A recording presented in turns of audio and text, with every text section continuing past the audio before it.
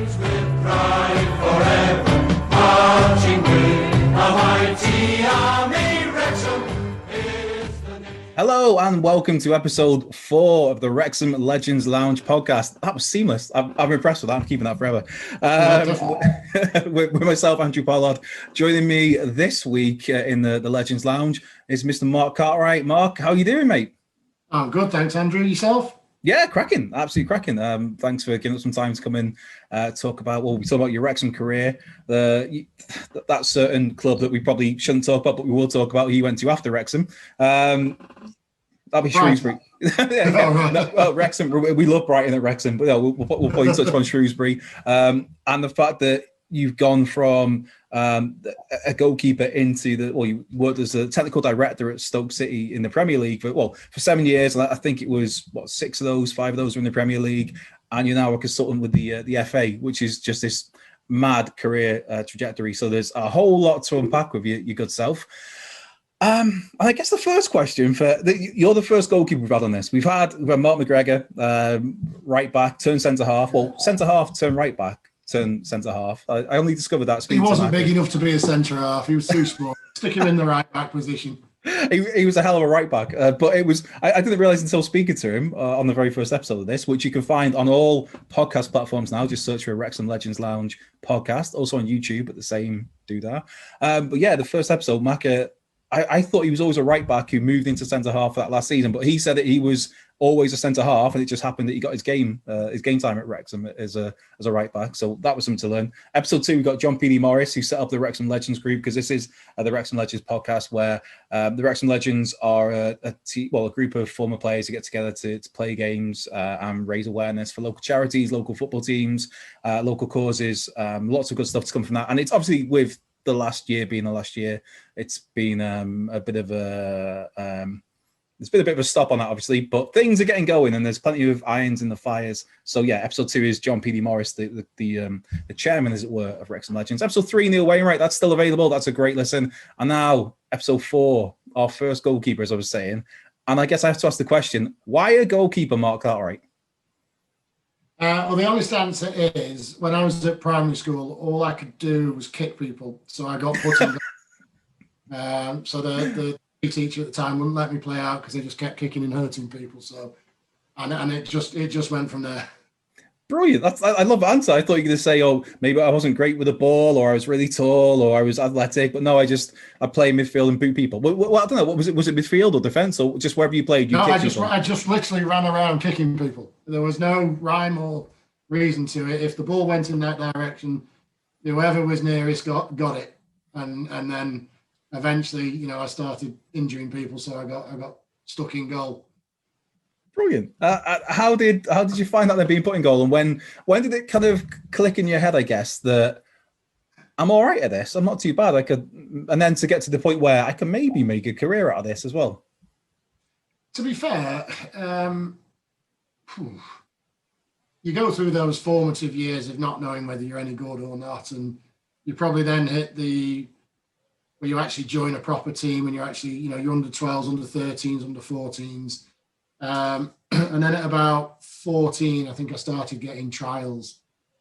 And I had a couple of trials with Bolton and Stoke, but I wasn't ready for those then because I was a big lad. I was put in the next age group, and that next age group was just too much for me. So I didn't particularly do well there. And then eventually I went to play for a team in Manchester that was affiliated to York City. And literally, the lads there, if you were consistently good for the season, you then got a trial at York City. And it was at that point where I went to York, and I started going to York quite consistently during the school holidays, that I thought, maybe there's a chance here. And it literally came down to, what would I have been, about 15, 16. And we had a trial. All the trialists played one last game on Bootham Crescent in front of the then York manager, a guy called John Bird, and the youth team manager, a guy called Ricky Sprazier, who went on to have a great career as a coach. And it was that literally from that one game I got chosen to go and do my YTS at York. So it was at that point that you started thinking, maybe I've got a chance. But the dropout rate was still huge. So my parents, made me continue with my GCSEs, and I had to get 7 GCSEs of a certain grade or above, I think C or above. And if I didn't get them, they were going to pull me out of my YTS at York. So it made me continue to work and do it. And so I ended up at York. And then you go in as a first year apprentice, you don't really play that much. You're just getting used to the training. I then got food poisoning, which led to hepatitis. So I was then ill for about 6 months. And so I got over that, went back for 1 week. The goalkeeper that was playing got injured, so I got thrown into a game. And in that game, I got two-footed and shredded my cruciate. So I was then out for the rest of the season, told I'd never play football again, told I should retire. And it was that point that obviously all your dreams crumbled. But I went for a second opinion, saw a guy in Birmingham who told me to do various different things and came back and sort of proved everybody wrong. So how old would you be when you that injury? What, like 18, 19, 20? I was literally, this is actually on my 17th birthday, I was told by the specialist I'd never play football again. Wow. Happy birthday. Yeah. Yeah. Jesus, that's rough. That was a kick in the nuts. But it also triggered something in me that said, no, I'll prove you wrong. And I went a different pathway, but eventually got there. Yeah. I didn't realize that. I knew obviously there was some injury issues later. I didn't realize there was the big one, especially such a big one. The you'll never play again big one at 17. What a hell of a motivation as well for your parents, to be fair, is in as a young kid, I wanted to be a footballer. I was never going to be good enough, but if you were at that point where you are good enough, where you're on the books with a professional football club, to then have that, well, if you don't pull your finger out and get your 6 or 7 or 8 GCSEs, this ain't going to happen. That's a hell of a motivator. I guess that shapes you as you go forward as well. Yeah, it did, because obviously from York, I got released as an apprentice, and I had the option to go on trial at Sunderland, or I had the opportunity to go and do a scholarship in America and go to university. And at that point, it just seemed like a no-brainer. I had Florida or I had Sunderland, so I just jumped straight on the plane and went to Florida. Rough on Sunderland there. I've never been to Sunderland. I'm sure it's a lovely place. I've never been to Florida. I've heard that's a lovely place as well. What was just slightly warmer than Sunderland? How was that then to go what age would you be then? 18, 19? 18. An 18-year-old moving, it's not because if you went to Sunderland, where were you based at the time, by the way, before that? Macclesfield. So Macclesfield to Sunderland, to us in the UK, that's a bit of a trek. I guess in America, it's nothing because they'll travel for 8 hours or whatever, and it's just it is what it is. It's fine. Whereas Maxwell to Sunderland is still a bit of a trek. But to then, rather than moving from Maxwell to Sunderland, to move from Maxwell to Florida, how was that to acclimatise to all that? Or what wasn't much of the acclimatization? Was it just no, this is fine, I'm enjoying this? It was a bit, obviously the first, you go there, you're full of excitement. It's completely new. You have to go to classes, you have to go to university, you obviously play the football and everything else. And we had a really good team. But I think at some point in my immature head, I decided, no, I'm too homesick. I want to go home. So I stopped going to the classes, but carried on playing the football. We won the national championships. I told them I wasn't coming back. Didn't take any of the final exams, completely failed everything. Came back here, and Ricky from York rang me and said, look, we're playing Sheffield United. We haven't got a goalkeeper. Will you come and play a game for me? And I said, yeah, no problem. I'll do that, see where it takes me. So I went and played the game, and it was blowing a gale. And the gale was, the wind was that strong, it was blowing the portable goals back off the pitch. Wow, okay. Absolutely throwing it down with rain. It was freezing. It was just horrible. And I think, and I caught the flu from it. So I was ill then for 2 weeks. And I was lucky enough then that my coach from America rang me up and said, "Have you had second thoughts?" And straight away I just went, "Yeah, back."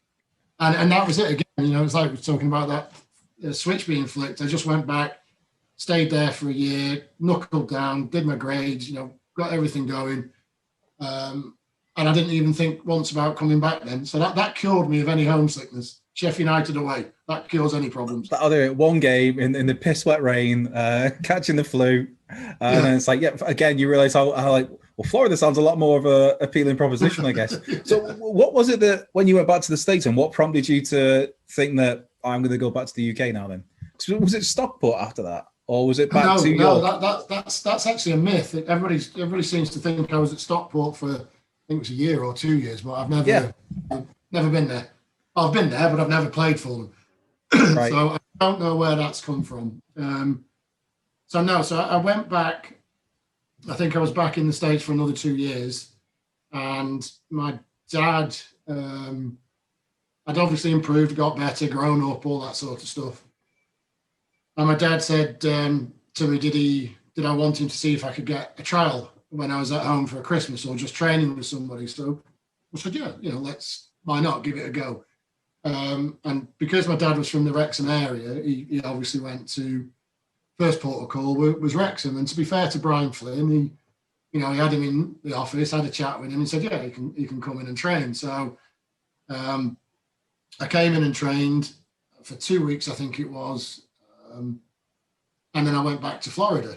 And when I went back to Florida, my dad then rang me, and I didn't know, but he'd gone back and had another conversation with Brian Flynn, who'd said, look, he did really well. If he wants to sort of come back, we'll have him till the end of the season. And, you know, it's up to him then how he does in that 3 or 4 month period, I think.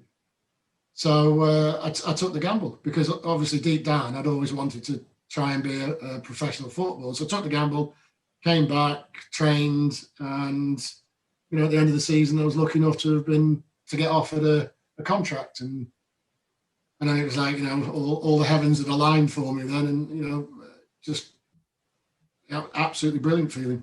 Yeah. So what year would this be then when you formed, well, when you came back from the States then for that? 93. Yeah. So, yes, I was in, about 93, 94. My first season was the year we played away at Man United in the FA Cup. That was my first proper season as the sort of second choice keeper. So, how was that to be involved with? Because that's like, I mean, that's revered to this day as one of the biggest games Wrexham's ever played, and it's one of the greatest 15 minutes. Obviously, Kieran Durkin putting us 1-0 up at Old Trafford against Man United. Megs and Peter Schmeichel, and just having this there we go. It was, I mean, we ended up losing 5-2, but it was a hell of a day. How was that to be involved with as just a part of that squad? Well, having not been involved in it at all, to get involved in a game like that was just, mind blowing. Just even from the fact that being on the pitch in the warm up, seeing all the Wrexham fans in the away end, to sort of going in with 10, 15 minutes to go, and it being quite empty, and I'm walking in thinking, it's not going to be full because they're thinking it's Wrexham. We'll steamroller them, and then to come out when it's time to kick off and see it absolutely packed, it was just phenomenal. And then, to be fair, like you say, we poked the bear when Kizza took the when he made Schmeichel. But if I remember, I think Schmeichel got man of the match that game. So, to be fair to the team that played, they just raised their game phenomenally, and we really took it to Man United that day. Yeah, it's just nuts to even think about that game. And the kit, there's so many great memories, just even the kit, the Kiz's little Megs on Schmeichel. It couldn't have just been a tap in or even a scream. It was just no, he's gonna nutmeg the greatest goalkeeper of his generation, the greatest goalkeeper I've ever seen. No offense, Mark, Peter Schmeichel. It's it wasn't just a goal. It was that sort of goal. It was. It was a fun time to be a Wrexham fan, which we've over these last 12, 13, I guess the last 20 years, there's been so many moments where it's not been fun to be a Wrexham fan. When you talk about Old Trafford being full, I'm a Wrexham fan of I don't know, getting over 30 years to age myself, 27 years, 26 years. And I've only been to 2 non-Wrexham games. and one was a mate of mine had a free ticket for Man United Swansea about 3 years ago, and there was still that kind of just walking past Old Trafford cricket ground and going to the ground. It's like, oh shit, this is big. This is I love the race course, but this isn't too bad. And you get in the game, and it's like this is really, really full. And it was really, really quiet. But back then, I guess in what 1994, 95, whatever it was, 93, it was. To be fair, it was good. And no, it was. I think we'd stayed at the club had gone, sort of over the top with us, and we'd stayed at Carden Park the night before, and the bus had taken us from there, so we'd left all the cars. It was just, everything about it was just out of this world. It was a different experience to the one we were used to. Yeah. Well, at that point in time, obviously, we had Andy Marriott was first choice, and it was a phenomenal servant for Wrexham for so many years. I think, again, when he left, some fans maybe, I don't know, I think for some fans it tarnished it the way he left to go to Sunderland because of some people thought that he was involved in I guess tapping up Neil Wainwright, which wasn't the case. It was at all from speaking to Wally, which is available in episode 3 on iTunes and podcasts and Spotify and YouTube. Throw that in there. But I mean, this is Andy Marriott, who we'd signed for, I think it's like 200 grand from Nottingham Forest. He played in the first division and who was already cemented in that Wrexham team. So what did you ever, I don't know, did you think that I've got a chance here, or did you know at that point, well, I'm very much number 2, and if he gets injured, I'll get in and I might get a sniff and see what I can do. It's down to me to prove it. Yeah, no, Andy, I knew I was number 2, which was, as a 21-year-old kid, that was, pretty okay. And Andy was a phenomenal professional, in terms of his training, everything he did, because he'd come from a higher level. And you could see that, I think he'd started at Arsenal and then gone to Forest and, came down. And so his training, and I really enjoyed training with him because I learned a lot about different techniques and also the professionalism of the guy, and how hard he trained. I learned from that. And so it wasn't, yes, I wanted to play, but initially that first year or two of me finding my feet in the country as a professional goalkeeper, football, whatever, that was, he was the right guy to sit behind. And also it meant that, I didn't get thrown in that often. And when I did, it was only for a few games and then you were pulled out because Andy was back. And so, no, it was, I knew where I was in the pecking order. Yeah. And at that time it was okay. But, as time progressed, I obviously then wanted to run, or I wanted to do various, I wanted to play and then do that. But and at that point, I wasn't going to get past Andy unless he left, and he did in the end. Yeah. Well, what was the coaching side of things like then for the goalkeeper? Because these days, I mean, you look at clubs and they've got like 5, 6, 7, 8 first team goalkeepers, just goalkeeper coaches, just to handle that side of things. What was it like back then? Was there anybody that took particular care of the keepers, or was it just you were all part of just that general coaching group with Joey, with obviously with Kev Reeves, with Brian Flynn? Well, initially, I mean, I think back then you were just coming to the end of the era where the goalkeeper was the guy that hung around with the footballers. Yeah. So they were just starting to think. So Kev Reeves used to do all the goalkeeper warm-ups, but there was no real. Kev used to put on some really good sessions, but it wasn't a goalkeeper coaching session. It was a good session, and then eventually we got Eddie Nizvecki came in and did a couple of sessions when he could, and then we got a guy called Fred Davis, who was the ex-Shrewsbury manager. He used to come in on a Monday and do a session with us every Monday, and that was my first taste of a goalkeeper coach. And it wasn't really until I left for Brighton, and then when I got to Brighton, I think we had a goalkeeper coach 3 or 4 times a week. And then when I got to the team that you don't want me to mention, it had a full-time goalkeeper. So it was only by the end of my career, really, that we had a full-time goalkeeper coach.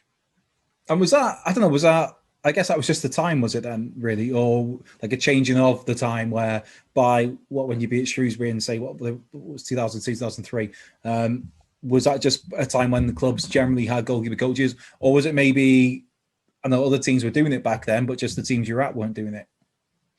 No, I think they were starting to become more prevalent. I think there were initially goalkeepers were sent off, warm up on your own, and then come back and join in the games. So you just literally you were where you were because of your natural talent, and then it was just if it got better, you were lucky. You know, there was no real coaching of it like the outfield players would get because Brian Flynn was an outfield player, Kev Reeves was an outfield player, Joey was the outfield player, and you know that was their sort of bag, so to speak. But eventually, I think it started to become more prevalent to where it is today. That you know they realised that actually we do need to pay attention to the goalkeepers because they can either cost us points or they can actually save us points. Yeah, and it's only one position. That's the tough bit. It's like you could be a centre half, but there's two of them on the pitch, sometimes three. You could be a fullback, you could be on either side, or you could push into midfield. If you're a midfielder, there's a couple of spots there. There's so many spots for forward-thinking players. But with a goalkeeper, it's just like that's it. There's the one. For better or for worse, if you have a great game, you're the hero. If you don't, it's all on you. Whereas it's so cliches. Like a striker could miss 4 1-on-1s, but if he pops one in the last minute, then great. But if a keeper saves 4 shots but one goes in, it's No, absolutely. So no, I think the game grew, and you know, towards the end of my 10 or 11 years as a pro, it had got there. You know, even I think I finished up at Halifax, and you know, we had a goalkeeper coach there then. You know, so it was. It became more prevalent, but it wasn't there at the start. That's for sure. And what was that relationship like with Andy as the years went on? When you went from, I guess, the young kid who was happy that he got a contract sort of thing, that like, right, okay, I'm here, I'm happy to be number 2. This is a great opportunity, and I'm getting paid to be a professional footballer. When you start to get, I don't know, the years went on a little bit, and you get a bit more older, and you're thinking, I quite fancy that number 1 spot if the chance came up. How was that relationship over the years with Andy? Because he was such a staple of that team for so long.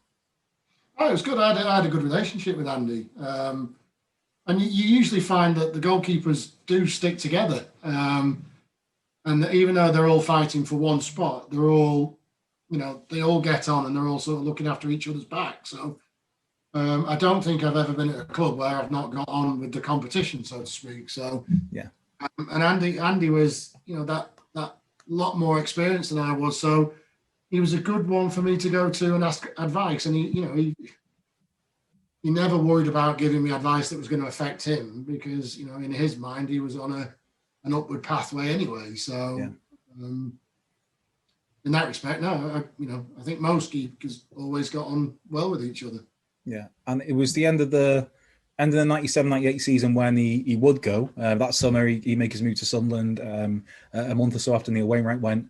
When did you hear about that? And when did it kind of, I don't know, was there a conversation with Brian Flynn where he's like, right, Mark, you're going to be number 1 next season. Get yourself ready. I think looking back, I think it had all kicked off a little bit in the pre-season. Obviously, leading up to pre-season, the club must have known something was coming, and you know, obviously, I know a lot more about transfers now than I did then. But You know, there was obviously the talks what was ongoing with Wrexham and Brian and whatnot, and Andy, you know, probably didn't want to put himself at risk and get injured before his big move to Sunderland, which, you know, I don't think. Yeah, people would probably blame him at the time, but you can't really blame him for that because it's his big move. You know, it's going to earn him a lot more money. I think, for context, this is a Sunderland who the season prior, that season they got to the playoff final and lost against Charlton to go up to the Premier League, and they will go to the Premier League that season. So, I mean, as a Wrexham fan, was I sad to see Andy Marriott go? Of course, but like there's the bigger picture here of like he's going to a club that just missed out on the Premier League, that will go on to get to the Premier League. And he was, at that point in time as well, he was a Welsh international. He got a few caps under his belt by that point for Wales. So I don't think, it's not great of a time as a Wrexham fan, but you can't blame him for that one. But yeah, I think during pre-season, I was playing more and more of the first team games. And then Andy was still there at the start for the first game of the season. And obviously during that week, I'd been told that I was starting. So it was at that point, I thought, right, okay, I've got the chance here. And and Andy's probably going. And I think Andy probably, with him not starting the season, he probably also knew that he was going as well. So, it worked well all around in the end. Yeah. And how was that like mentally for you then to go from, like you said, you were quite happy to come in and play 3 or 4 games a season, or come in and to fill in because you were that young keeper who was just looking for the odd game or two of experience while learning. How was that then from a mental standpoint to go from that to, I think, well, I looked at it before, it was 42, 43 games that season, to then be like, okay, it's not just 3 or 4 games, you're playing every game. I think initially you don't realize it. So initially you're on the adrenaline, you're on a high, and everything's going, according to plan, so to speak. And then you'll mentally fatigue, and your body will tire, and you'll have a dip in form or whatever. And I was my biggest critic, and I used to beat myself up horrendously if I had a bad game or I'd made a mistake. To the point where I'd probably still be thinking of last Saturday's mistake as we're kicking off for the next game. And so I was a player that was a massive, I needed to be confident to sort of really to be on top of my game. So, to do a full season, I was very much up and down, and I didn't realize that until I'd done. So until you actually go through that full season, you don't know what's coming, Yeah. So, but then once you've done that first season of, because we played all league games, then we had the cup games, then we had the Welsh Cup, and we got through to the finals. So you're probably playing 60, 70 games, and that's a lot. The low leagues and being in the Welsh Cup as well. That was the big one. So when did it kind of hit you during that season, or did it hit you at all, I guess, where you thought that this is it, I am number one now? Because it is like you'd gone from that backup keeper who was there to fill in for Andy Marriott when he wasn't available, to then, does it take like a few games for that reality to kick in of, right, I am number one here? I think it took a couple of months for it to really kick in.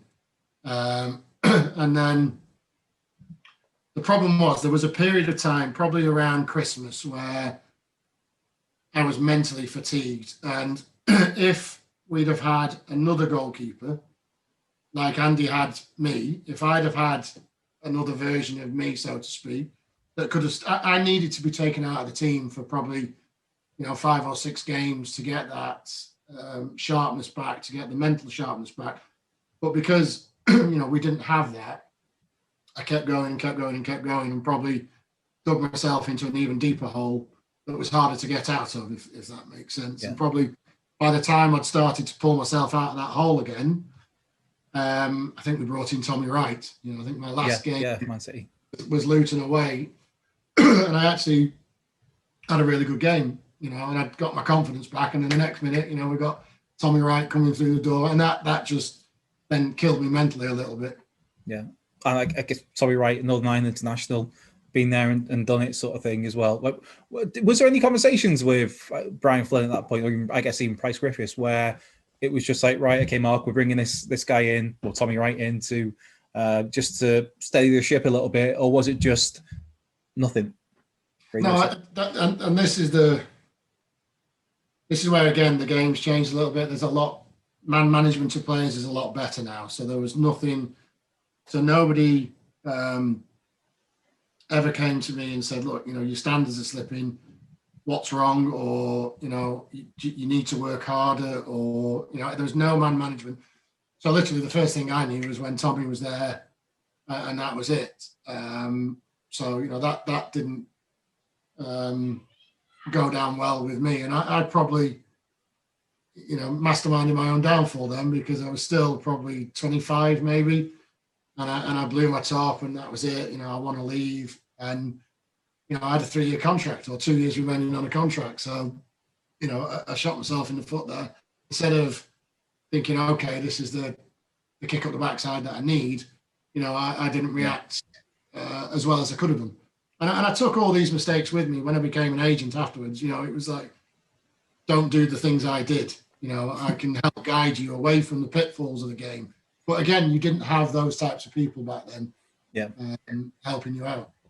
So was there much pushback on that one as well? So I didn't realise until just now that you, requested to leave, and was was there a conversation had with Brian Flynn, and was there like, well, come on, Mark, calm down, it's okay. It's not, because with Tommy Wright, I guess when he came in, he'd be 35, 36, 30, I don't know, he was getting on a bit then. So it obviously wasn't going to be a long-term solution. So it was still very much yours to have that number 1 shirt. Yeah, I mean, I don't know if I did it straight away, but we brought Kev Dearden in. That'd be in that summer. And again, Kev was a great guy. I got on really well with Kev. And I think it was probably then that I spat my dummy out. I think, and one of the other problems was I went to Bournemouth for a week, trained with them. They offered, I think, 50 grand for me at the time, and Wrexham rejected it. And then, so that made me angry again.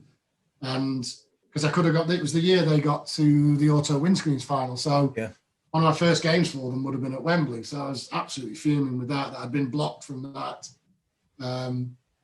I went to Luton. They wanted to sign me, but again, I got sent back to Wrexham because they couldn't agree a fee. And it was it just seemed like I was getting blocked off. And so my relationship with Brian disintegrated.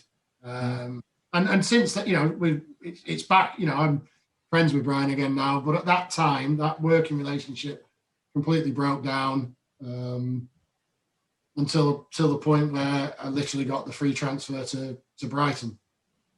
How was Brighton? Because there's a certain Man City game that we need to talk about at some point, but I know there's a lot of, because there are some fan questions coming up as well as Mark Cartwright picking his all-time Wrexham 11 that he played with. Good luck with that one.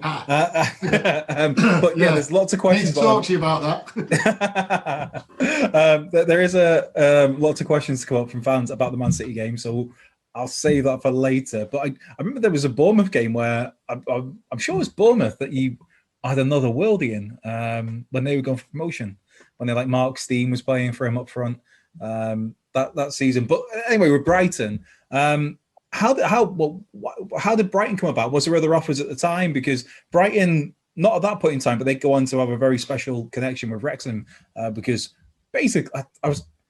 This is the pause bit. I'm thinking out loud. Can I swear that much on it? I guess we can. But basically, we both got fucked over really badly by horrendous owners at times. But that will come in years later. But the Brighton move, how did that come about? It was just bizarre, really. I got a phone call from Majin Su, the secretaries at the time, saying, "This is how long ago it was. We've got a fax through from Brighton asking if there's any goalkeepers that are surplus to requirements, should we send your name?" And it's like, yeah, send my name. So I think they got in touch with Brighton. And then literally that afternoon, I got a phone call from Madge, I think, saying, "Look, Brighton want you down there tomorrow. You booked in this hotel, get yourself down there." So I drove down the following day, stayed overnight in a hotel, was kept awake all night by the seagulls outside, squawking away, and went into training the following day, trained with Mickey Adams and his and the team, and he just went, "Right, okay." It was funny because he said, "Oh, I don't mind signing troublemakers," and I was thinking, I'm not a troublemaker, but obviously I'd fallen out with Brian, so he'd obviously not put a good word in for me, so to speak. But I signed there for a month, and then came on as a substitute in the first game of the season for them because I did pre-season, and then the keeper that was there started the game, and at half-time, one of the other guys said, "Oh, you coming on?" I was like, "Don't be stupid. Goalkeepers don't come at half-time as a sub. I know you're going on." And that was it. I went in and everything went really, really well until I popped a hernia. Right. I didn't realize that was how it ended there. It was a big injury at the end of it. Brighton's a lovely place. And Seagulls, it's weird with Seagulls. You hate them, but then you kind of miss them when they're not there. I think it was 5 years down Aberystwyth, and Seagulls like pterodactyls, and you hate them. But then as soon as you're not hearing them, and you're living somewhere else or back in Wrexham, in my case, it's like, well, this is weird. This is weird with that. It was a great time because we didn't start off particularly well. I think he'd signed 12 new players. So it's very much a new squad. And I think after about 5 or 6 games in the league games, Mickey said, right, that's it. We're training tomorrow. And then everybody's going out. You're going out as a squad, get hammered, get drunk, get to know each other. If anybody leaves before midnight, it's a week's fine.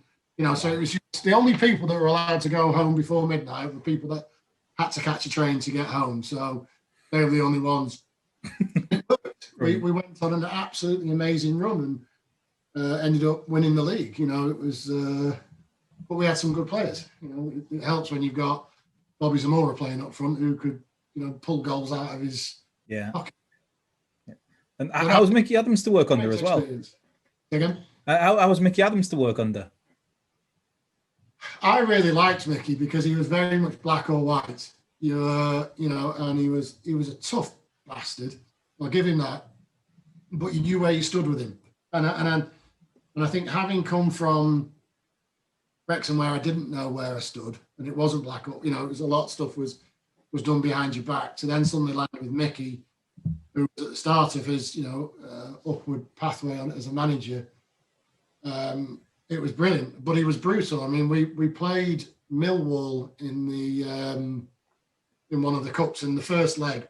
We lost 1-0, and he pulled us in the following day.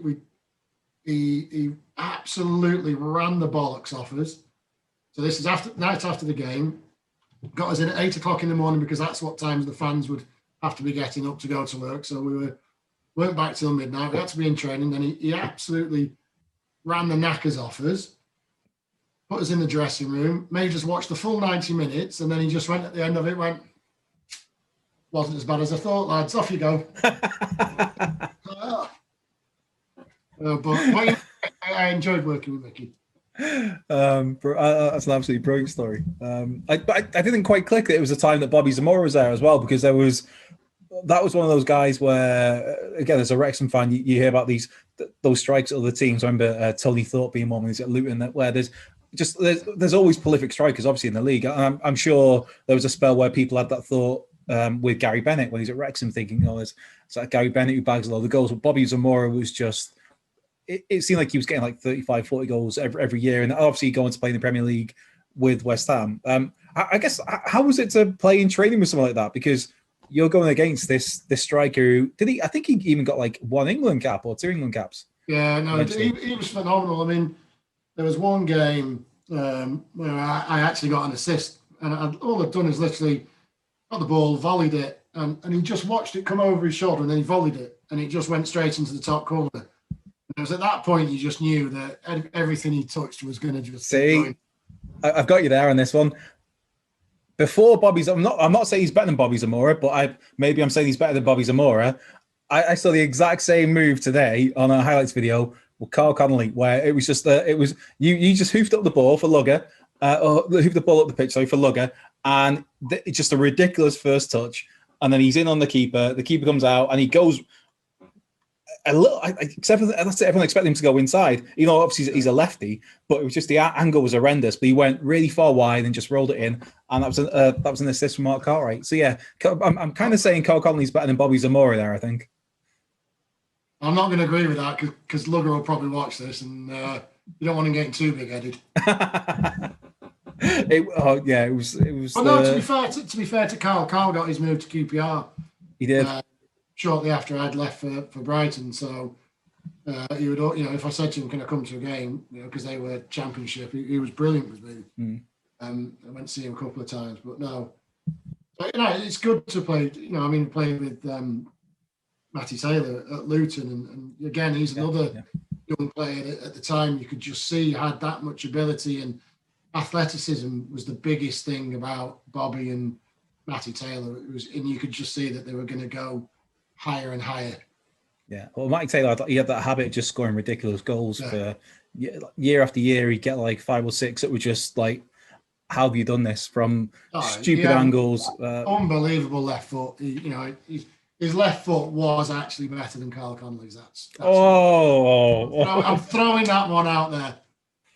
I'm going to snip this clip and I'm going to send it to Carl. But I remember speaking to, we did, as part of the Wrexham Legends, we did an evening with Cole Conley and Gary Bennett at the Fat Boar, which seems about 25 years ago, but it was beginning of last year, just before COVID hit. And in that, because I would have loved Cole Conley to play for Wrexham until he hung up his boots. But being a realist, I always thought that Carl stay too long. I wanted him to stay longer, but for his career, you're thinking, because that he got his move to QPR, but you're thinking that move could have happened a year or two earlier. I don't know. It's listen, having been on the transfer side of the game, it's not that easy to get the move, so it's very tough, so for people, if you think about the players that Wrexham have developed and gone on, Brian Hughes, Neil Roberts, Carl Conley, Andy Marriott. There's so many of these lads that Wally even, that Wrexham were very good at developing players, and it is hard. That is a very hard thing to do. And not only is it hard to develop players, it's also hard to sell them and bring money in for them. So, I've got to give full credit to Brian and Kev Reeves and Joey, the guys that developed these lads and sold them on, because they did a pretty good job. Yeah. And ultimately, the club needed that money. Who can we sell? Well, we've got to sell Carl. He's our best player. Who do we replace him with? Well, we'll figure that out once we've got Carl gone. I think with Carl was the fact that that was when the Bosman came in, so that one wasn't so much of an issue with that. But like with Brian Hughes, I love Yozza as a footballer, one of my favorite players to watch. Just individually responsible for so many of my favorite memories as a football fan. And a random story afterwards where I don't know if why not? Where it kind of. I got a chance to some girl in a nightclub randomly somewhere who was a Birmingham fan, and we bonded over Brian Hughes. So I've got a lot to praise Yozza for. But that was like 1.3 million, 1.4 million, which is that's ridiculous money then. It's ridiculous money now, and not in terms of for the player, because the player was worth that, but for Wrexham that is huge money. And we had that spell where we brought through so many players, because you could have looked at a Gareth Owen even who we brought through, and I mean, Gareth Owen would stay with us throughout most of his career, but we could have that was a really valuable player that could have gone somewhere at some point in time if he wanted to cash in, if he wanted to move, or a Wayne as well, even Wayne Phillips. I know he did go on to Stockport, but that we had this Lee Jones when he went to Liverpool came through, and that was a good chunk of change. And like you said, Neil Roberts going like 450 grand-ish to Wigan. So we had this. Not a conveyor belt as such, but we kind of brought in players, and we were prepared to give young players a chance. And I think it's a bit different now where we don't even have a reserve team. So there's that gap's missing. So at the moment, it seems like we have lots of promising young kids, and then there's not that. There's a massive gap, a disconnect between that and first team football, where they don't get the opportunity, and then they'll go to another team because they've got a reserve team or whatever, or with John Davis now, who had to go to Brighton and then came back to us now and is thriving as one of our best players. I think there was a lot of players like Gazzo and like say Wayne Phillips, even Andy Morrell that came through, but never then. Phil Hardy, when he left Wrexham, he didn't go anywhere else, and Darren Brace, never really seemed to go anywhere else. It seemed to. I don't know whether it was just that era and there weren't agents and as such, but it seemed like you had to be quite lucky to get a move. Mm-hmm. As a Wrexham fan, I was more than happy, because it meant those players stayed around, where realistically for their careers, you're thinking they could go and play higher. And that was the thing I think took some people by surprise when Neil Wainwright left, because Wally, I only realized this from speaking to him the other week for episode 3 of this podcast, where he was initially at Crewe, then joined Wrexham at 16, did 2 years of a YTS, and was pro for 2 years. It was only that last year of pro that he got into the first team, and then he got his move to Sunderland. And I think the reason that was a bit of a surprise for some of us was because we were used to, everybody presumed Wally was a Wrexham lad who'd come through, Wrexham born, Wrexham bred, we'd seen Gareth Owen, we'd seen Wayne Phillips, who, yeah, like I said, Wayne got his move. But there was all these players that came, Stevie Watkin, another one, a great example, who they came through and they carried on playing for Wrexham. They could go if they wanted to go, but they were happy to play here and they were happy to stay here. And so when Wally, who we thought was the local lad, got the offer to go to Sunderland, it was like, oh, right, okay. And again, you cannot at all moan about that move, because that was a brilliant move for him. Absolutely fantastic move for him, and you've got to take that chance. But that was the first one, I think, in a long time where it was. But he was supposed to be here for like another 3, 4, 5 years. Yeah. I mean, listen, I think there's players like Gaz Owen, like Wako, that probably stayed too long. You know, they could have probably moved, but because they were from the area, they didn't want to. You know, that can be as damaging to your career as, you know, something else. But, you know, I've got to give them fair credit. They were loyal to the club. Yeah. I suppose the other side is you don't know what lies ahead. So like if you love the area you're in, you love the team you're playing for, it's your team for a lot of these players. Like this is your football club that you've grown up supporting. You could go and make that move at 25, 26, 24, 23, and you could move to the other side of the country and you could be miserable. It might not work out, or you might not be getting game time, or you might be getting game time, but you don't like the area. So I don't know. It's that swings and roundabouts, but obviously you know more about that than me, because we'll get to it in a second. But you would go on to be an agent and then obviously move into your role at Stoke. But going back to the playing career, we've covered Wrexham, we've covered basically everywhere but Shrewsbury. Footballers have got to make a living. It's a professional business. A career is a career. There's no loyalty. There is some loyalty, but there's minimal loyalty in football, because it's, especially at this level, because you've got to make a living. So when you went to Shrewsbury, was there any trepidation at all of, well, I had that time at Wrexham, or was, I suppose from speaking to you now, there was maybe a little bit of a bad taste from how you left Wrexham anyway, with how things worked out with Brian Flynn. So I guess that wasn't really an issue when you went to the Shrews or the Slops. No, by then, I don't think I knew the relationship Wrexham had with Chester. So that was ingrained. And I don't think it was until I got to Shrewsbury that I realised that it was, you know, it was the same with Wrexham. So I nearly, when we played against each other, I found that tough, because, you know, the fans, the Wrexham fans, to be fair to them, they weren't nasty to me. You know, I was sort of quite pleased to see them. Obviously, half of the team I knew. Yeah. So I didn't find it particularly bad. I just wanted to, in some ways, I don't think Brian Flynn was there anymore. So again, it'd be Dennis by then, Dennis Smith. Yeah. Yeah. So I think that sort of had dissipated as well. So it was just it was a game against my old team. So obviously I wanted to do well. And I think that I nearly chinned one of my own players because of the fact it was against Wrexham, and it was a centre half, and he ducked out of a header, and it basically meant that I wiped out Andy Marriott, and it was 100% a penalty, but Andy had managed to get a final touch on it and had knocked it wide, so the ref gave me a goal kick, which was great. Play advantage. And on the pitch, I think I went for the player that had ducked out of the header, and then I calmed down. So by the time we went in, I think at full time, it was, you know, I'd calmed down a little bit, and then the player came in. It was just me and him in the dressing room. Didn't say anything, so I left it. I wasn't bothered.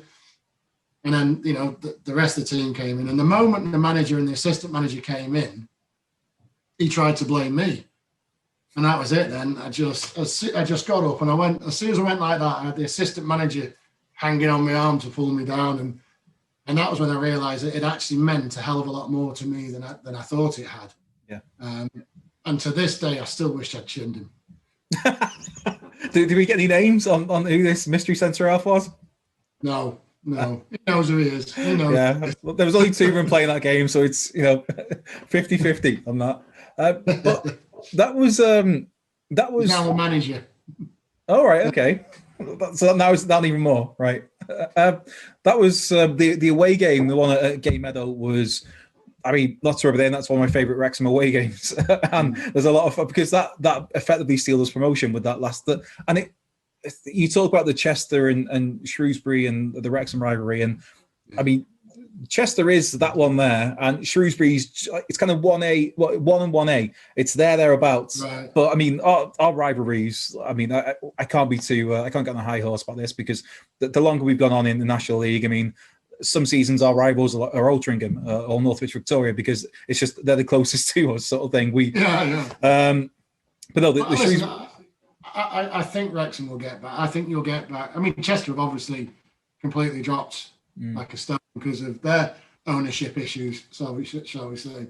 But again, I don't think it'll be long before Wrexham are back where they deserve to be, and back where they should be. That's what we're all hopeful of. It's weird. It's I don't know. It's that. I think for a lot of us, we won't believe it until it actually happens because, in theory, everything's starting to come slightly in place. It's not all there. We've got electronic scoreboards, so that's something now, which is really weird to see when you're streaming the games in the National League. But I mean, some fans don't believe in the manager we've got at the moment, Dean Keats. Some fans do on that. And it's always going to split opinions on that. The squad we've got, is it good enough? Is it not? Again, that splits opinions. But yes, it's going to be a big summer on that one. It's everything's kind of there, but then we've all, like I said, I think I'm in that section of Wrexham fans where we're just kind of holding off for now, and if and when it happens, amazing, it'll be great. But there's the other side of it is there's people planning for the Championship in 5 years. It's like, well, all I want is to get out of this league. It's been horrendous. 12 years, man. It's grim. It's grim. It's grim. But which reason you talk about maybe nearly chinning the centre half? That was the season they got relegated as well. And so I would have thought that would have meant a lot to them, that game. That is in the centre half or whoever it was. It shouldn't have meant just everything to you in that one because it was for people who maybe weren't around then or too young. It was Lee Jones' last minute winner. Was that the season we got relegated? The 02-03 because Wrexham got promoted. We came third and got promoted that year. And Shrewsbury got relegated down to what would be the conference at that point in time. And that was April the 11th. I got in my head for some reason that year. So it was right at the tail end. It was Lee Jones at the death, 90th minute to win it. Right, you're going to have to educate me now. So was I at Shrewsbury 01-02?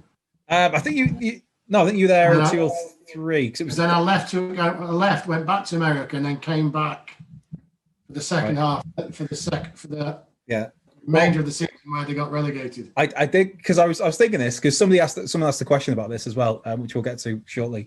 A fan's question about that game, and I was like, in my head, you playing that game, but like I'll double check. And I went back and I watched the clip, and it is Mark Cartwright in that on that one. And it's Jamie Tolley scored a screamer for Shrewsbury in that game. Andy Marriott scored a header from basically the edge of the box where he just got a really good leap on it to put us 1-0 up. Jamie Tolley scored from about 25 yards in the home end, top bin sort of thing. And then, maybe it probably was that game then because the emotions will have been even higher then. So, yeah, I still wish I'd hit him. I actually wouldn't have minded doing it I'd have been quite happy to hit him on the pitch and get a red card for it as well. You'd have been a hero, even more so in the Wrexham fans' eyes. I don't know. We've just won. Because that game basically sealed us promotion. From what I remember, it was one of the games that kind of sealed relegation for Shrewsbury. And then if you'd have chinned one of their centre backs, that would just been the perfect way to end it. What's your lasting memories of that time at Shrewsbury? Again, I enjoyed it because I played some games. I had a good battle with the laddie in Dunbaffin. I got on really well with Kevin Ratcliffe, who was the manager. And I think, we had some good young players. We had Brian Lowe, who's obviously Plymouth's manager now. Luke Rogers was another one that was the sort of Bobby Zamora style spoken about. Scored a shed load at that point in time. Could have gone higher. We had a good team, but we just just everything that could, and again, I witnessed this at Stoke. When you're having one of those seasons where everything that can go wrong does go wrong, then you just got to accept that the shit's going to hit the fan, and it's going to go wrong. And I think that it just ended up like that. Everybody, we had 5 games in hand at one point, and we were only 3 points outside of the relegation spots. But because the rot had set in, those 5 games became 4, became 3, became 2, and then all of a sudden that's it. You've almost resigned yourself to going down. Yeah. And like after Shrewsbury, you'd have a year at Halifax, but then am I right in thinking it was 31 when you retired? Yeah. Yeah. And that was it a knee injury or? Yeah, it was basically, my knees started giving up, and I've had 9. I know it doesn't sound a lot, but I've had 9 knee operations, and eventually. That sounds a lot, mate. That sounds a lot. That sounds a lot. Well, yeah, but somebody like Tony Humes can probably come back with about 20. But no, I played the season at Halifax. Chris Wilder was manager, and I knew I couldn't continue. And we sat in the sort of porter cabin office type thing at the ground, and just basically said, "Look, time's up," and we went, that was it then. So I played a little bit part time, but I couldn't cope. It was I think I just had to have operation after operation after operation, and it gets to the point where just stop putting yourself through it. Yeah. And what was there? Because 31's a young age to quit football, especially for a goalkeeper. But did you have a rough idea of what you wanted to do at that point? Once your career came to an end, had you already thought, well, okay, I guess hopefully you get another 4, 5, 6 years, and then you're making plans, or were you already I don't know? Was there something already in that head of what you could do next? No, I'd started planning for that when I was at Wrexham. I also helped run a creative design and print company when I was playing for Wrexham. But obviously, then when I went to Brighton and Shrewsbury and Halifax, that got stopped. So I genuinely didn't have the first clue of what I wanted to do, because you're in your 20s, you don't think your career is going to end. Yeah. When the magical 3 appears at your age, you start thinking, I've got a few more years yet. So it did take me a little bit by surprise that was it. It was over. So no, I didn't have the first clue what I wanted to do. I didn't know whether I wanted to go and be a goalkeeper coach or try and do something completely different. But again, you're in football's very much a bubble, and even at that level, I was still earning a good wage.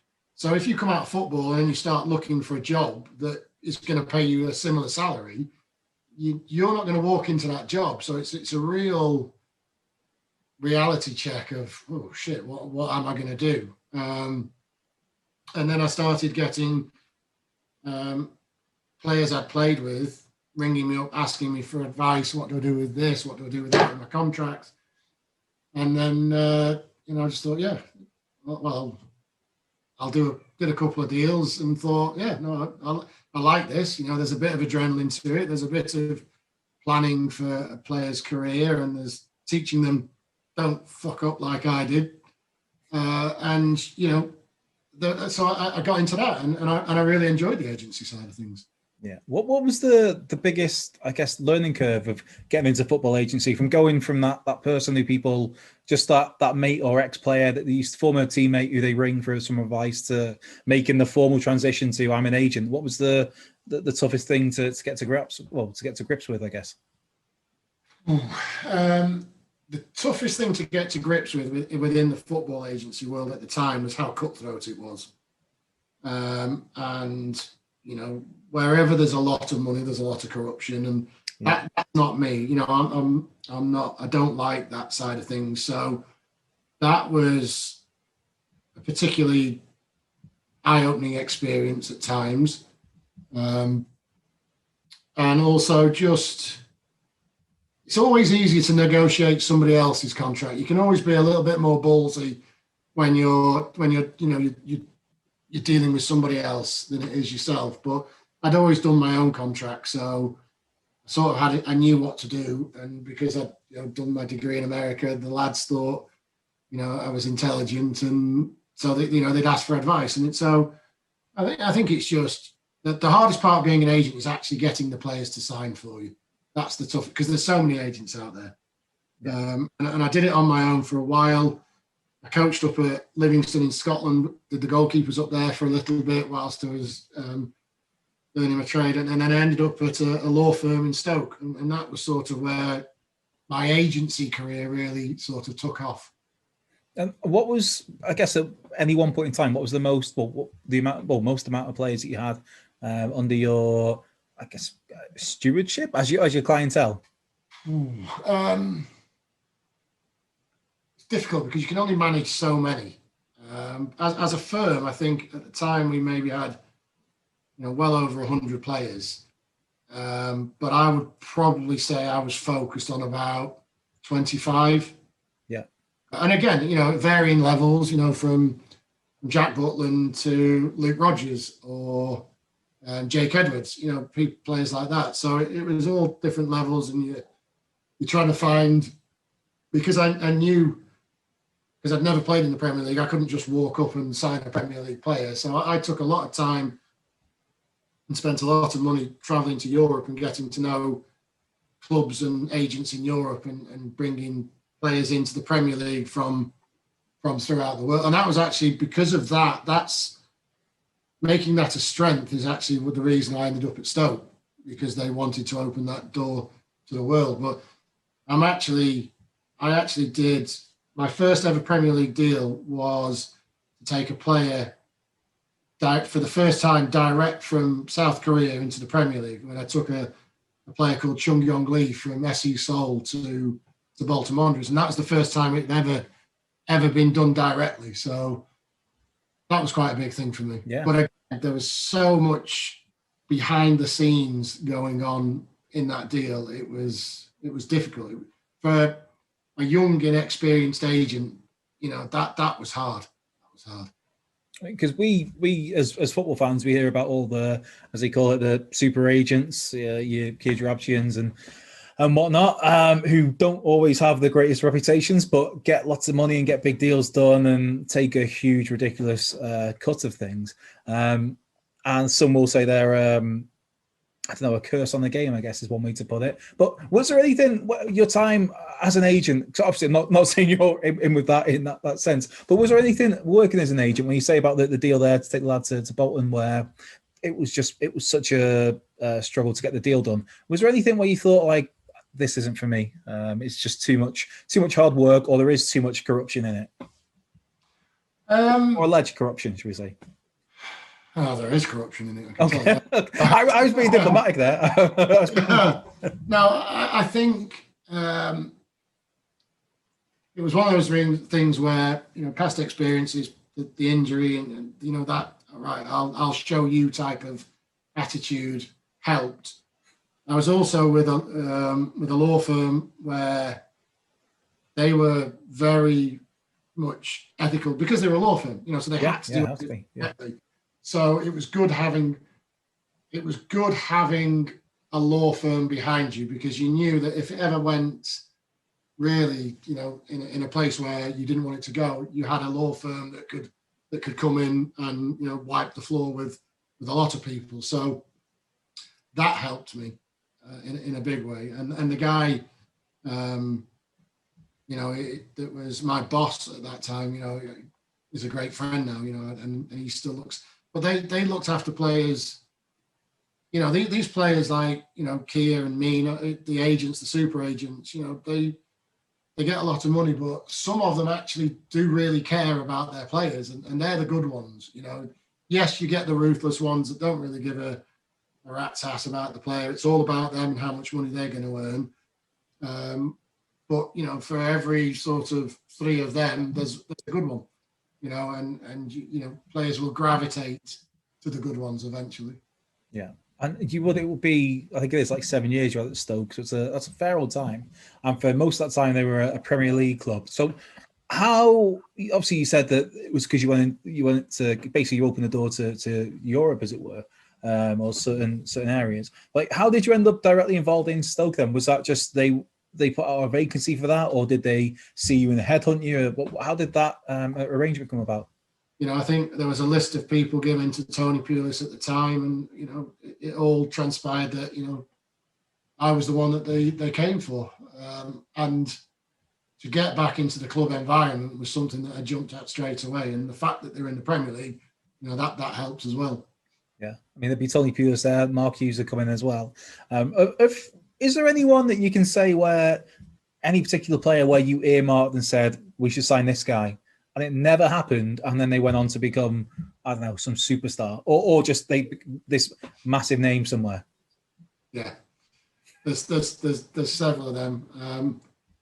There was a German centre half who was a young lad, and he was absolutely brilliant. And I came back, said to Mark Hughes, said to the board, listen, he's going to cost us, I think, 12 million euros. But I'm telling you now, if we sign him, we'll sell him for 50 million. He's that good. And we got the lad and the agent in the building, and Mark, did his thing. And for whatever reason, it never happened. And a year later, he went to Bayern Munich for somewhere in the region of 50 million. So there's 2 or 3 of those. But for every couple of those, there's also ones where you earmark them, and then their career takes a downward turn. Yeah, and it's trying to balance, the good ones with the not so good ones. Yeah. It's like any football club. There's those kind of can't miss, surefire hits, and it just whatever reason doesn't work out. And then there's those other ones where you look at them and thinking there's not much there, and then they go on to just something happens and they go to a different level. But what sort of just to give people an idea then, what deals were you involved with at Stoke in terms of just a few examples of the players that you helped bring through the door? Eric Peters, the left back who's still at Burnley in the Premier League. Yep. Bojan, Arnautovic, Shaqiri. So Shaqiri come from what was it, Inter Milan at that point in time? Because he left. Well, he was on loan at Inter Milan. It was a difficult one because he was at Bayern Munich, but Inter Milan had loaned him with an obligation to buy him, but then couldn't afford the obligation. So we bought the obligation from Inter Milan to buy him from Bayern Munich. See, that sounds nuts to think about. Like, no disrespect to Stoke, but thinking, well, Inter Milan have had to cancel this because they can't afford to buy the guy, so Stoke are coming in to pay it instead. And obviously, he was phenomenal for Stoke. Just such a great player with like calves like this, just ridiculous physique on the guy. And Marko Arnautovic, who they go and get a shell load of money for when he made his move to China. Some big deals like that. But like I said, even Eric Peters, who's now still playing Premier League football, playing for Burnley. Yeah, I guess Jack Butland we bought in. But we also had some really, really strong players like John Walters, Ryan Shawcross, Glenn Whelan. We had some really good characters in there, and that was obviously from Tony's day that he was all about the character, and we just made it a little bit more with Mark. It was the players were ready for that expansive football and to bring in that sort of more European player as well. And we had some incredibly good times under Mark Hughes at Stoke.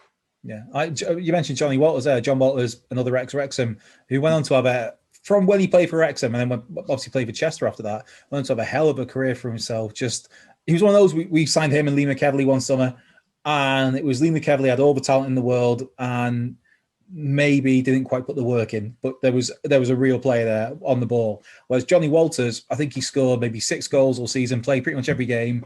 6 goals in 40-odd games for a striker, not much, but he worked his bollocks off everywhere, covering every blade of grass. And then when it came to the end of the season, we opted to let John Walters go, and we kept Lee McEvely, and Johnny Walters went on to Chester. Then he go on to, I guess, Ipswich from there, to Sunderland, Stoke, and went on to have a great career.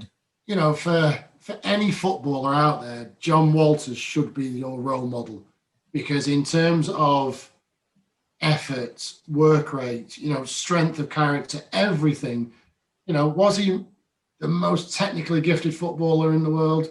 Possibly not. He didn't have Bojan's skill, but what he had was a mentality that meant you had to destroy him to stop him getting that ball, or to stop him, running an extra kilometre in a game. Everything about him was just, a next level attitude. And I think young players need to look at people like that. Forget the ones that have got all the talent and all the flair and the pomp and all that sort of stuff. Have a look at the ones that have really had to work to get where they need to be.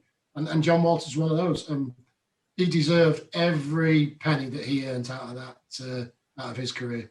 Yeah, you mentioned him there. You mentioned him a couple of times. That's another one I'd like to briefly touch on. Like, with Bojan, was this guy who came from Barcelona, who was, many would say they threw around like the next Messi, which is ridiculous. It's like for 30 years there was always this, this guy's the next Diego Maradona. It's like, you're never going to live up to that because it's ridiculous. I mean, some might say Lionel Messi is maybe living up to that finally, but you've got players like Ariel Ortega who had great careers but didn't quite be Maradona, or Marcelo Gallardo, who's now, I think he's managing River Plate, didn't quite live up to that reputation. But with Bojan, it was he's the next Messi, he's that next Barcelona prodigy. And is it just, I don't know, because to look at him, is it maybe a physical thing with the Premier League because he's quite slight? I think he's maybe about 5'7", or was it just a mentality thing? Like, what? Because technically he was doing it for Barcelona for a spell when he was in and out of the team. He'd come in and he'd do well. So what quite didn't click for him at Stoke? I know it did. It did work for him at Stoke. I mean, he was absolutely phenomenal, and he had such agility, athleticism, and how quick his feet were. He could bounce away from a tackle, and I think we absolutely saw the best of Bojan until he did his cruciate. He did his cruciate in the FA Cup game away at Rochdale, and it wasn't a tackle, it wasn't anything. He went to shoot, stopped, took an extra touch. I think it was the extra touch and the movement that did him. But he was, like I say, he was phenomenal. We could have sold him for millions and millions of pounds if he'd have carried on the season the way he was going. He would have gone to Arsenal, Liverpool, Man City. Well, still at one point going back to Barcelona. Even that was Well, they had a buyback because they had buyback clauses in nearly all the contracts. So he was that spectacularly good, and he came back from his cruciate in record time. He did it in 6 months. He got back into the team, and he did really well. But then I think Mark went down a different route, and trying to change things at Stoke. The formation was slightly different. Didn't necessarily suit Bojan or the position he was playing, and Bojan was at that point. He just wanted to play, so he wanted to go out on loan, and eventually, you go out on loan, you come back, you go out on loan, you come back. Yeah. It's time you just have to move on completely. But again, we signed two lads from Barcelona. We signed a left back called Mark Muniesa, who the Stoke lad. He's a bit like Del Boy. He gave absolutely everything, but technically he was very good as well. Again, he just wasn't the tallest, but him and Bojan came in and took the levels of professionalism at Stoke up another level. Because they were the first ones in. They were always doing the gym work, the pre-activation, everything. They took it to another level, and I think, it also their signings took Stoke to another level. Being able to sign the likes of Shaqiri or Arnautovic, we wouldn't have been able to do had we not already taken in a cup, because it probably took 3 or 4 years to get over the Tony Pulis long ball, long throw merchants. So, when you're speaking to agents or players, you just play shit football. Yeah. No, we don't. It's Mark Hughes. We played, nice fluid football, and it took us a while to get over that. But signing those players certainly helped. I think another player who obviously clearly has name value and has been there and done it for some of the biggest teams in the world would be Michael Owen. So were you involved in bringing him in as well? No, he was there. So he retired the season. I got there in November 2012, I think, or whatever it was, and he retired at the end of that season. Right. I think he just had enough. It kind of came across like that a lot. Yeah, he's been quite vocal in why he'd had enough. And it's a shame really, because if he'd have stayed, that at the end of that season we changed managers, so he may have played more under Mark Hughes and actually enjoyed his football again. But he'd made that decision. That was it. He was out. I was with working with Mark Hughes, obviously a Wrexham lad, Rabin, technically from. How was it to work with Sparky? And I guess Mark Bowen would be there as well, and was Eddie there as well, Eddie Nisecki as well. Yeah, so Eddie had met before when he'd come in and done a couple of training sessions at Wrexham. Mark had met whilst I was at Welsh under 21, but didn't really know him. But he was brilliant. He was used to working in the sort of system that we had at Stoke. So he was very, very easy to get along with. You knew when you'd found a player that he would really like, because he would, you could tell. You could tell when he wasn't quite sure, but you could tell when he was excited by somebody. As an example, is there one player you remember where you're thinking, that Sparky really likes him? You could just tell. Well, Bojan would be one. Yeah. But, Arnautovic, we were excited by, but there were so many red flags on Arnie from his press in Germany. Yeah. And how it was. And we ended up flying to Germany, me and Mark, and we spent 3 hours with him in a restaurant, just talking to him, talking about football, about the stuff that he'd got up to in Germany. And, when we came out, Mark just turned to me and went, I can handle that. So we just went, right, okay, well, if you're telling us you can handle that, then we'll do it. Because, I think it was about £2.5 million at the time. Wow! So it was, wow! Yeah. Marko came from that part of the world, where it was a very tough part of the world. So if happy, he did not mind telling you he wasn't happy, and his brother, who was his agent, certainly didn't mind telling you how angry they were at the club or whatever. So, but again, he was an incredible player. Yeah. He could have been anything. On his day, he was unplayable.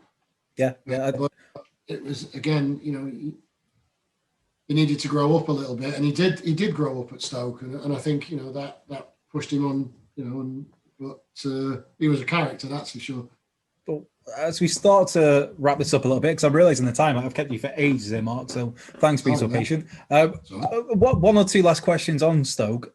I guess one, as a Wrexham fan, we have to ask, because speculation is always nuts, because we have these new owners and people think of the moon that we're going to bring Alex Ferguson back out of retirement or something to come and manage us.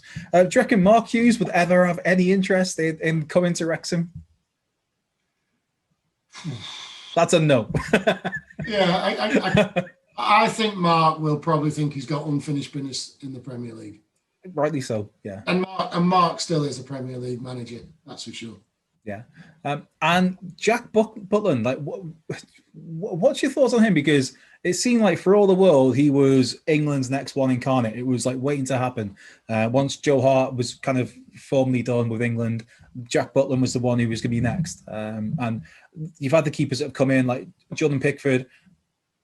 I don't know. I mean, I'm a Wales fan, so I don't really care. But with Jordan Pickford, to me, I watch him play and thinking, there's a good goalkeeper in there, but not a great goalkeeper. I really like Nick Pope. I think, to me, Ben Foster, get him back in there somehow. I love Benny Foster, but Nick Pope's there. You've got other keepers. I think, to me, Jordan Pickford's like a fourth or fifth, probably best option for England. Dean Henderson, but with Jack Butland, why is he not playing Premier League football? Why is he not in that England conversation? I think with Jack, so I think there was a culmination of several things. Stoke were having a bad season, and the season we got relegated was also the season that everybody was talking about Jack taking over from Joe.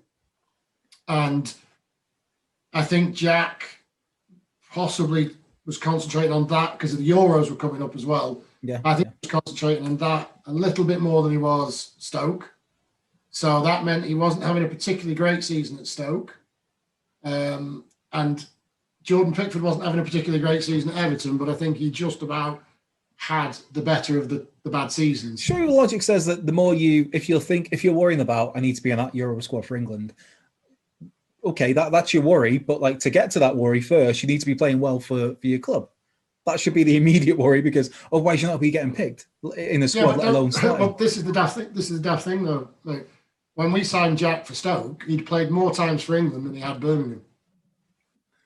I guess that's a little bit like Joe Hart. His whole thing when he went on loan to Birmingham, and or like when Ben Foster went on loan from Man United. Yeah, there's.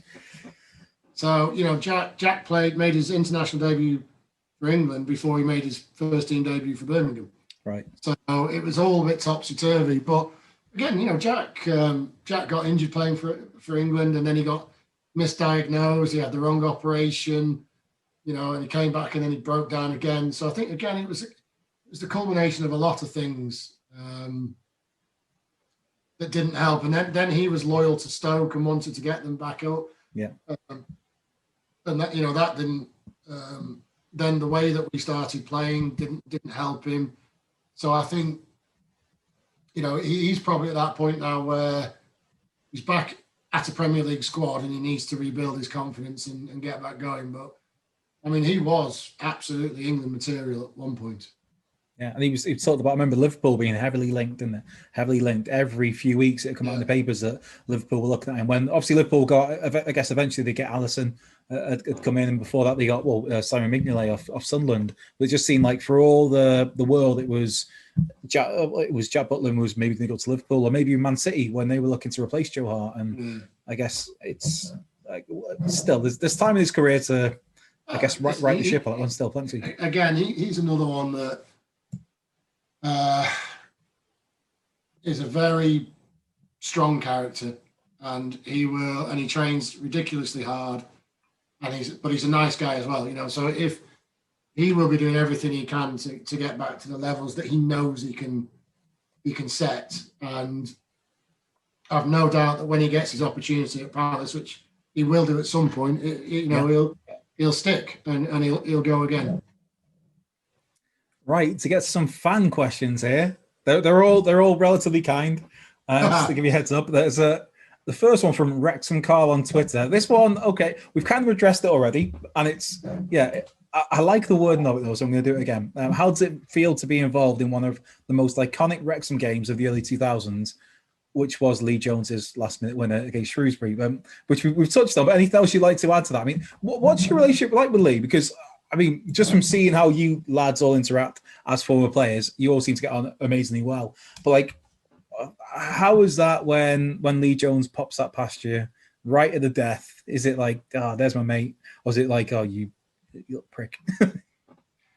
To be fair, you're not looking at it like that. You probably, when Lee Jones puts it past you, I'm not looking at Lee Jones. I'm looking at which defenders let me down to let Lee Jones in to score past. There's a massive gap. Again, watching this goal back today, just check it with you and goal. And it gets put down the right channel, and Jonah picks it up. And there's I don't know where the fullback is. The left side centre half is over this way, and he just gets this clean run through, and he gets to about the edge of the 6-yard box as the centre half comes across, and you're coming out, and then he just pops into the far corner. But yeah, defending was horrendous. The problem is as well as I'm probably thinking, this is Jonah, and he's not a bad finisher. Give him his due, Yeah. So no, it's probably more you're gutted for the fact that the team that you're playing for has just lost in the last minute. But I don't think you hold it against. Didn't hold anything against Jonah. He's just doing his job. It was. I remember that afterwards, the coming back from Shrewsbury, just like massively buzzing, me and my mates, as everybody was. And it was that thing of, because at that point in time, Jonah wasn't starting. We'd normally go over Lee Trundle, Andy Marriott. But the great thing about the side we had at that point in time, we had Hector Sam and Lee Jones. We had these 4 strikers that could, either of the 4 could play. And it was when that chance came in the last minute there, the one player out of all 4, no discredit to Hector Sam, to Andy Marriott, to Lee Trundle. The one you wanted there was Lee Jones, just because of his finishing. It's like, I'm getting goosebumps talking about this. I'm getting giddy. But I talked before about the Man City game. It was always going to come up because it was one of the great performances of any Wrexham player I can ever think of. Was yourself away at Manchester City in the 98, 99 season. I guess it would have been a 0-0 draw where we should have got battered, being honest. The home game, to be fair, they were lucky to get a 1-0 win that season. They were really lucky. But the away game, they should have battered us. But yourself was on ridiculous form. So there's a question here. There's a few questions here, but Wirral Red on Red Passion as the obvious question is, what did you have for dinner before the match at Main Road? The honest answer is I don't know. Because I lived just down the road from. I lived in Heaton Chapel, just down the road from the ground. So I can't remember if I'd met the squad or just met them at the ground. But there wasn't anything particular. You know, I wasn't superstitious about what I had. It was usually like beans on toast or something like that. It was something quite light, but that would just give you a little bit of energy to keep going. So it wasn't. Yeah. It wasn't Popeye spinach or anything like that. Otherwise, I'd have kept eating it. And there's, I'm going to pronounce this weed, WHEAD on Red Passion. Did you know it was going to be one of those days before you walked on the pitch at Main Road? No, is the honest answer. But during the warm up, it was the atmosphere in the ground was just phenomenal. It was a red hot day, and I'd really enjoyed the warm up, so I was actually quite bouncing myself, and then I think once I'd made those first couple of saves, it was I was just completely in the zone, and I don't know, it was just that one moment where I actually fulfilled all the potential that I probably had. Yeah, and this was like a City where again. No, too harsh yourself there, mate. No, it's the City that Sean Goater, who was even now, like they've got plans for a Sergio Aguero statue and a David Silva statue, and I think Vincent Kompany, and they've got all these Premier League winners. They've got their star strikers. Even Carlos Tevez is spelled out, which was so memorable, and even Mario Balotelli they all love. But even now, with all the Premier League success they've got, the City fans still, so many of them refer to like Sean Goater as they're probably their greatest ever striker in some of their eyes. The goat will score, as it were, and you kept him at bay. But in that game, because obviously with a goalkeeper, one slight misstep, there's always that. It takes one split second for something to go wrong. You could be having the game of your life for 89 to 90 minutes, and then all of a sudden one slip at the end, and that's it. But how far into that game did you think, like, I'm having one here, I'm doing all right here, I feel like I've got this? I think the first half, there was a couple of times when I'd saved things that, probably shouldn't have done and should have gone in. And then, so I went in on a high after the first half, came out second half, and I can't remember, there was a save, and I think Paul Dickoff did me as well. He came. Horrible bastard he is. Yeah, and there was a moment shortly after, and I remember it perfectly because the ball came across, and he was running to meet it, and I stopped, because if I'd have carried on at the pace I was going, I'd have got to the ball first. But I purposely stopped my run because I thought, I'm going to get that little shit back. So I got there, punched the ball, completely wiped him out, landed on him, elbowed him in the head, and it was at that point I knew nothing could go wrong that day. Brilliant. I like that you said that, because as a fan watching Match of the Day and seeing him for years, or even seeing him against Wrexham in that level, where it's like you watch him play Paul Dickoff and you think, oh, he's a ball bag. He looks like such a bell end. I'm sure it was George Boateng one game when Boateng went and played for Leicester or Villa, possibly. I think Dickoff was for Leicester, and they end up in like a ruck on the floor. I'm sure Dickoff, because Boateng's boot came off, and I'm sure he threw his boot onto the roof of the stand. It's like, it was. Admittedly, it was very funny, but it just seems like a massive dick. So, well, I think, listen, players are different animals when they're on the pitch. You could be the nicest guy off the pitch. Mark Hughes, prime example.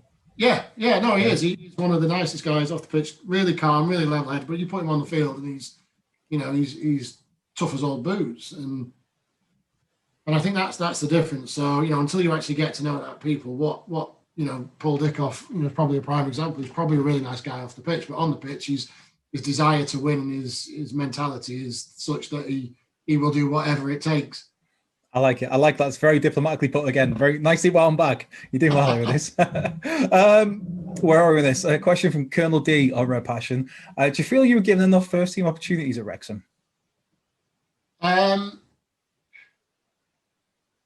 think Andy Marriott was such a good goalkeeper. It would have been hard for me to get any extra playing time. I got a couple of times. So I think one of my first games was Colwyn Bay in the cup, and little things that I got thrown in a couple of times here or there. Maybe played 2 or 3 games, and Andy had come back and he'd be fit again.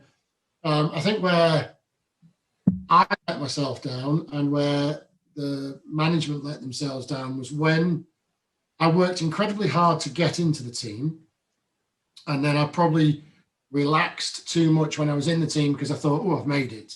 Yeah. And that was at the point where I should have actually been working harder to stay in the team. But also at the same time, the management should have been talking to me and saying, no, you're going through a bad patch, or you need to be working harder, you're not doing enough. So that's probably my regret of my time at Wrexham, was that I worked incredibly hard to get there, but then I didn't work hard enough to stay there. So I'm trying to think, like, at the time, who would be number 2 of yourself? Because we had Dave Walsh and Christian Rogers that were kind of coming through, and they played the next season. I'm trying to think who would even be number 2 to kind of push you on that one, I guess, for you to be taken out. I think it was Walshy. Walshy and Christian. Whose birthday was yesterday as we're recording this, so happy belated birthday, Walshy. Yeah, you've already wished it to him on the group. I know, but I'm just, No, and again, probably because there was probably a 5 or 6 year age gap as well. Again, I probably didn't see them as a big enough threat and took my foot off the gas. It's like I say, I mean, it's something that I took with me once I stopped. I always look back and thought I didn't work hard enough there. So when my career ended, I knew that whatever I went into next, I would just, give everything I've got. Yeah. Well, there's a question here, much like last week with Neil Wainwright, the pivotal question for me was brown or red sauce with bacon butties. That sealed the deal for me, which obviously the right answer is bacon. There's one here for you, Mark, from Wayne 1983 on Red Passion. Is it dinner or tea, evening meal? It's tea. Good. Yes, it's tea. It is tea. Tea time. Yeah, I say it like it's like this. Yeah, it is tea. It's tea. It's tea time. Dinner's in the middle of a day. Dinner's like 12, exactly. 1 o'clock. Yeah, that's dinner time. Yeah, exactly. None of this lunch and dinner bollocks. No, none of that bollocks. L. Jones on Red Passion. I love this. It's kind of, I don't know if it's really, it is a question, but it's not really a question, but I love it anyway. Did you know that some of us fans, as in him and his mates, as he's put it, christened you Kung Fu Cartwright in reference to some of your superb martial arts moves in the sweeper keeper role? Yeah. No, I didn't know that, but that all comes from the cruciate injury, because basically after that, I made the decision that I would rather take somebody else out than then take me out. And back in those days, as a goalkeeper, you could literally get away with everything. Yeah. If you came out and you put somebody into the advertising boards, all you had to do was say, sorry, ref, I was a bit slow there, wasn't I? And the ref would go, yeah, get back to your goal, and you'd jog off. I remember at one point, I can't remember which team it was, but thankfully there are no Sky cameras, but there was a horrible striker, and he was always sort of jostling you on a corner. So I'd clocked where the linesman was. I knew where the referee was, and I knew that he couldn't see what was going to happen next. So as the player kicked the ball, I hit him as hard as I could in his kidneys. He went down. I fell over him, and I got the free kick because he pulled me down with him. So, you could get away with a lot as a goalkeeper back in those days. Amazing. And I guess from now going forward, you're going to start referring to yourself as Kung Fu Cartwright. Chloe. Yeah. I did love a 2-footed tackle or a high challenge. I'll say that. There is another comment here from a funny old game of Red Passion about they remember you for heading the ball outside your box at least once a match, which I guess ties into that. Coming out to smash people and make early clearances. Yeah, but I also made a few cock-ups as well by coming flying out of my box. Never. No, we forget about them. It's all right. It's okay. It's memories have gone on those. And Dougie Davis, which is a bit more of a serious question, and we have got your all-time 11 coming up, I'm sure, of Wrexham players. They want to know, who was the best Wrexham player you played with? Just one. Ooh. That's tough to narrow down. Well, that's going to kill me, that one, because like we said before, there's been so many. I'm not going to say Carl, because everybody's going to say Carl. I thought you were going to say Carl. So Wardy? Tony Humes? no, I think I'm probably going to go with Yoza. Yeah, that's fair. I think had all the ability, the mentality, and he was a cracking lad as well. He's a funny lad. Yeah. So I'd say from Wrexham. I went on to play Premier League for with Birmingham, with Charlton. I'm not sure if Hull was in the Premier League or not, but yeah, he went on to do all right for himself. He did very well for himself. Yeah, but there were several players that went on and did very well for themselves. Yeah. Who's the best? If I go back to the Kung Fu Cartwright, when I remember playing for the reserves against Shrewsbury, and Joey Jones told me that they had a big horrible lump up front, and the first opportunity I get, just go through him. So I did, and I went. Cross came in, I came out, banged the ball, smashed him. He went off, and we signed him the following year. Dean Spink, and he came in the room and he looked at me and he went, "You bastard! You broke my ribs." So I'd knackered him completely, but it's all Joey's fault. He told me to do it. To be fair with Dean Spink, when we signed him, I remember it just being a bit like, well, he's coming from Shrewsbury, ooh. And then obviously we still had fresh in the memory was still Gary Bennett, prime Gary Bennett, even though when Bennett came back the year before, he didn't quite do what he did the years prior, but still we were thinking Gary Bennett. We're used to Carl being Carl, and obviously Carl was still there. And then you're thinking, okay, it's Dean Spink's going to come in, he's going to score goals, and he wasn't about that though. That wasn't his play. No. It was more the hold up play and the flick-ons. And Carl had said to me, Carl Connolly said to me at one point, and I think this might be in the evening with we did at the Fat Ball, where he said that his favourite person to play up front with ever was Dean Spink. And it's like, well, right. If it's good enough for Carl, it's good enough for me. Yeah. No, he was a good guy. He was a tough centre forward, and he could put himself about. He played centre half as well at one point. Yeah. He was in that Dion Dublin. Yeah, it's just him and Dion Dublin. That's it. Just two players. The only two players I've ever seen that play centre back and up front. No, but Dino was a good player, but. Thankfully, and he was a big lad as well, so thankfully he forgave me for breaking his ribs. A big lad. Joey Jones told me to do it. A big lad with a very strong tan as well. Yeah, exactly. And blonde hair. I guess the final fan question we've got here, it's not actually a fan question. It was Mark McGregor has chimed in with a question, which he's to be fair, he's put the end of this message off the record, but if it's too bad, I can cut it out before it makes air. Do you remember any Wednesday pub crawls in Gresford and Rossett, then Wetherspoons and Chester and playing pool? Do I remember them? Yeah. I'm just going to say yeah. We'll call it there. Now it's the final part of the podcast there, Mark, where this is where you've got to pull a Wrexham 11 out of your arse. Yeah, but I've been thinking about this, and obviously my sort of career as it is now is about putting a squad together.